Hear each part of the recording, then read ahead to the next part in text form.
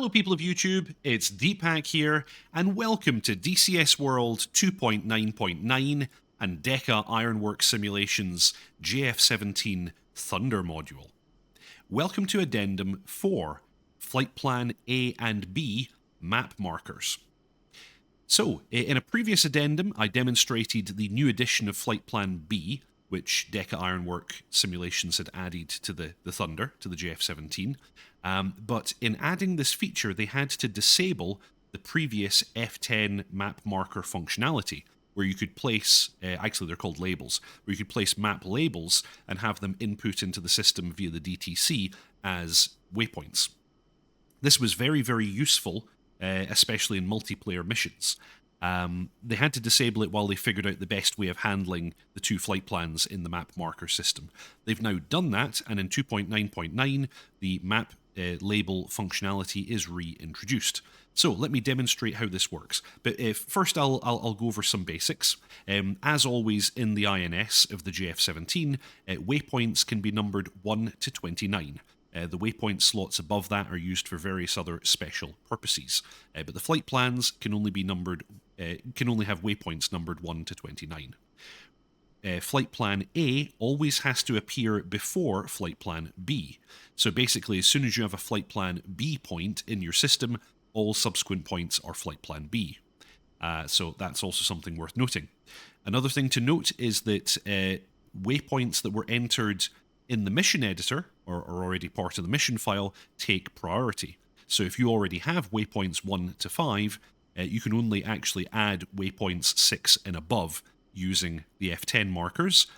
Also note that wherever the demarcation point for Flight Plan B is, if you already had a Flight Plan B from the mission editor, remains in place. So, you know, if in the mission editor you had a Flight Plan B starting at waypoint 6, then you can only add waypoints in Flight Plan B that are 6 and above. That's the other thing to note. You can never get Flight Plan A points above that point. So, in any case, let's go through how to do this. If I jump to the F10 map, it's very, very simple. We choose the Mark Label option at the top, and then we just drop points that we want to use.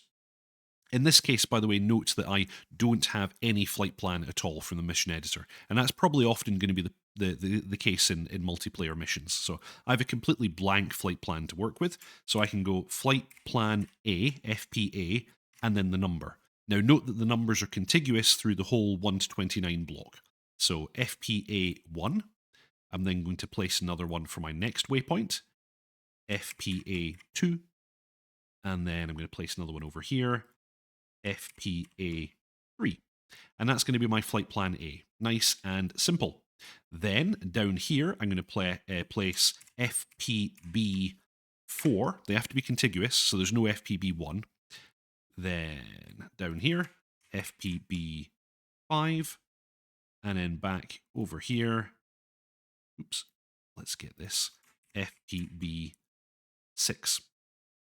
Done. Okay, with those labels now all placed, I've got a Flight Plan A to the north and a Flight Plan B to the south. If I jump into the cockpit, I'm now going to open the canopy because I need the ground crew to hand me a DTC. Cancel that master warning. And now I'm going to bring up the radio menu. I'm going to say ground crew, update DTC data, update data. Copy. Updating the DTC now.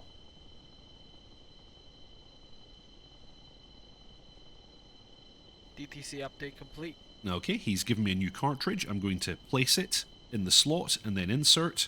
And at this stage I can close the canopy again. And once I do that, I get DTC locked. I'm going to, as usual, select all and then press enter. And let's go ahead and, oops, lock that canopy. And if we center down on the HSD here, you'll see immediately Flight Plan A is displayed, along with some airspace lines that I'd also added in the mission editor. We can ignore those for now. Going to wait for the DTC to lock again. DTC is locked. Excellent. So on the left multifunction display, I'm going to go Menu, Data, and then Destination. And you'll see that I've got these different destination points showing up. And that's Flight Plan A. I can flip between A and B using this thingy here. And then over here on the HSD, if I choose on the UFC, flight plan A, and then choose flight plan B, you'll note that we now have the flight plan to the south that I entered in before. And that's the whole thing. It's that simple.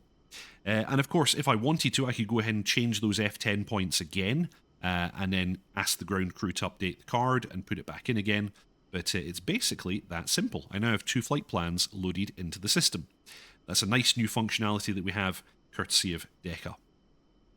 So, again, quick things to remember, these limitations. Waypoints can only be numbered 1 to 29. Anything that was entered in the mission editor takes priority. And also, wherever the breakpoint is between flight plan A and B also takes priority and cannot be changed. If there was a flight plan B entered from the mission editor, that will always be the breakpoint between flight plans A and B. Hope you all enjoyed that. Fly safe, and I'll see you all next time.